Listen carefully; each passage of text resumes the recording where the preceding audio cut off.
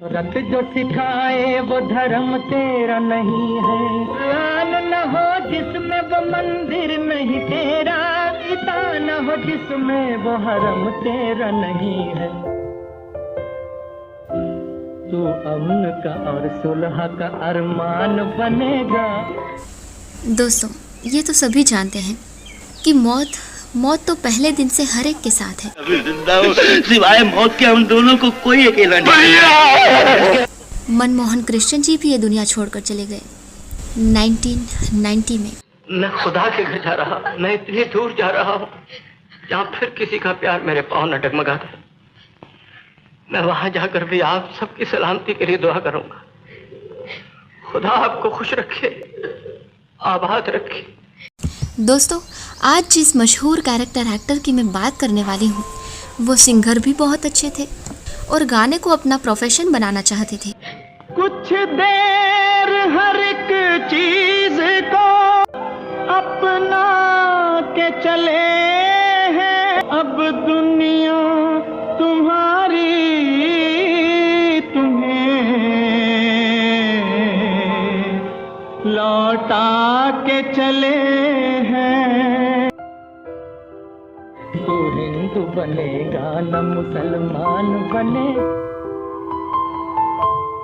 तुम लोग कुत्ते का बच्चा पाल सकते हो, बिल्ली का बच्चा पाल सकते हो, मगर इंसान का बच्चा नहीं पाल सकते। यही तुम्हारा मजहब है, यही तुम्हारा धर्म है।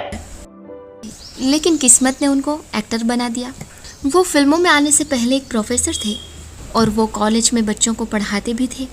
और दोस्तों, इन्होंने अपने एक इंटरव्यू में ये भी कहा था कि इसमें हैरत की कौन सी बात है। मुझे याद है जब मैं एक्टर बना ही था 1945 में, तब भी किसी एक अखबार की सुर्खी थी कि कॉलेज का प्रोफेसर एक्टर बन गया। तो उसी सुर्खी को लेते हुए दूसरे अखबार ने लिखा कि भाई अगर कॉलेज का प्रोफेसर एक्टर न बनता तो किसी मंदिर का पुजारी बन जाता। क्यों पंडित जी, बिल्ली पालना जायज है, और क्यों मैडम दानी, ये बटेर और तोते पालना जायज है और इसे पालना नाजायज। और दोस्तों, इन्होंने साथ में एमएससी भी की थी फिजिक्स में और उसके बाद कॉलेज में पढ़ाया भी। उनकी बड़ी तमन्ना थी दोस्तों रेडियो ज्वाइन करने की, और उनका कहना था कि उस दौरान कुछ अजब सी उलझन में फंस गए थे वो। उन्होंने कहा था कि जब भी मैं एक एग्जीक्यूटिव जॉब के लिए अप्लाई करूं, बुलाया जाऊं इंटरव्यू के लिए, और सबके सामने मेरी इंटरव्यू हुई और कहने लगे, मनमोहन किशन, तुम भाई एमएससी हो फिज़िक्स में, हमें तो टेक्निकल साइड में बहुत लोगों की ज़रूरत है, तुम उधर क्यों नहीं जाते। ये भी था। अब टेक्निकल साइड के लिए अप्लाई किया और वहाँ जब बोर्ड के सामने गया तो उन्होंने मेरे कागजात देखे, कहने लगे, मनमोहन किशन तुम डिबेटर हो, कॉलेज मैगज़ीन के हिंदी सेक्शन के एडिटर हो, गायक हो, भाई तुम्हें तो एग्जीक्यूटिव प्रोग्राम में सिस्टम बनना चाहिए। और फिर दोस्तों आगे उन्होंने ये भी बताया कि जैसा कि मैं बता चुका हूँ कि कॉलेज में मैं पढ़ा रहा था, तमन्ना थी कुछ ऊपर आने की, कुछ ऊपर उठने की। तो रेडियो टेलीविज़न इंजीनियरिंग करने के लिए मैंने बम्बई में एक संस्था में अप्लाई किया, तो यहाँ भी इंटरव्यू के लिए बुलाया गया। तो यहाँ पर मैं किसी दावत में गा रहा था, गाना था और शायद यही गा रहा था, आई बाहर आ गई बाहर।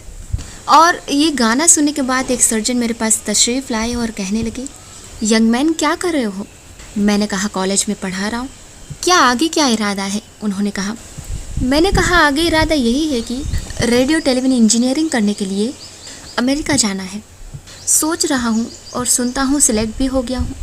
दोस्तों, साल 1950 से लेकर 1980 के दशक तक फिल्म इंडस्ट्री में राज करने वाले मनमोहन कृष्णा 26 फरवरी साल 1922 में लाहौर पाकिस्तान में जन्मे।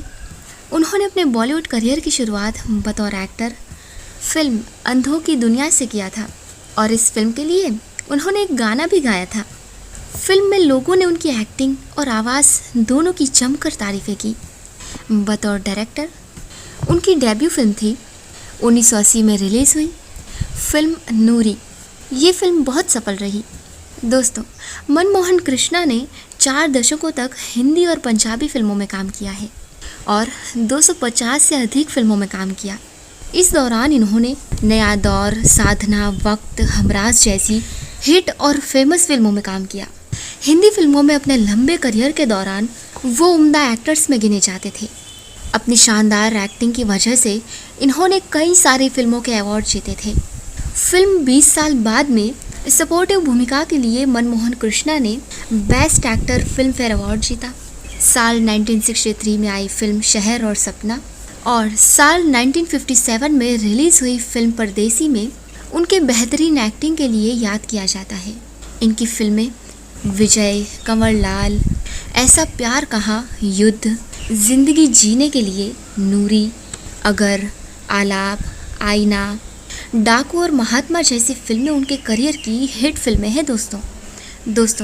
2 साल तक बच्चों को पढ़ाने के बाद उन्होंने बॉलीवुड की तरफ रुख किया था, क्योंकि उनकी दिलचस्पी हमेशा सिंगर बनने की ही रही और वो हमेशा से रेडियो ज्वाइन करना चाहते थे। लेकिन दोस्तों, उन्हें इस बात की बहुत ज़्यादा तकलीफ़ हुई थी कि वो कभी सिंगर नहीं बन पाए, लेकिन कहते थे कि इस बात की खुशी भी है कि मैं सिंगर नहीं बना तो क्या हुआ, टॉप मोस्ट कैरेक्टर आर्टिस्ट बन गया। दोस्तों, मनमोहन कृष्ण जी कहते थे कि मैं यश चोपड़ा का बहुत ही ज़्यादा शुक्रगुजार हूँ, क्योंकि 1979 में उन्होंने मुझे एक्टर से डायरेक्टर बना दिया और अपनी सुपर हिट फिल्म नूरी मुझसे डायरेक्ट करवाई, और वो फिल्म मेरी ज़िंदगी की पहली और आखिरी फिल्म थी as an director. Manmohan Krishna ji भी ये दुनिया छोड़कर चले गए 1990 में।